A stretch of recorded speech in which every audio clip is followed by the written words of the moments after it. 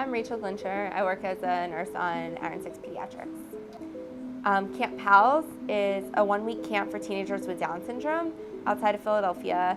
And one of my good friends actually started the camp, and they were in need of a nurse last summer. So right after I took my boards and passed, my first nursing experience was at the camp for teenagers with Down syndrome. And that is just an incredibly fun, rewarding, fantastic week and a way to give back and also really take a lot out of it from the teens themselves.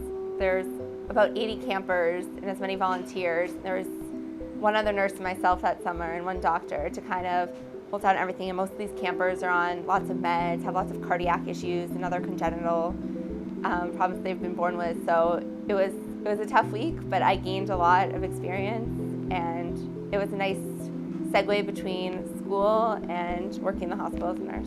So I went back this past summer for my second year there, and I definitely plan on keep coming back. It's an incredibly rewarding experience. I think that in the hospital and working with families, we tend to see every family at their worst possible day and their worst possible moment. And in the stresses of the job and the busyness of the day, you sometimes forget why you went into it and exactly all the rewards and joys that it brings. But being with the Down syndrome population, you see the family and the patient outside of the hospital, and you see that this is their life, and you see the good parts of it and the hard parts of it. A lot of the teenagers with Down syndrome have battled leukemia. A lot of them had ALL and AML, so they battled leukemia. A lot of them have had congenital heart surgeries, open heart surgeries. They have reflux, they have hypothyroidism.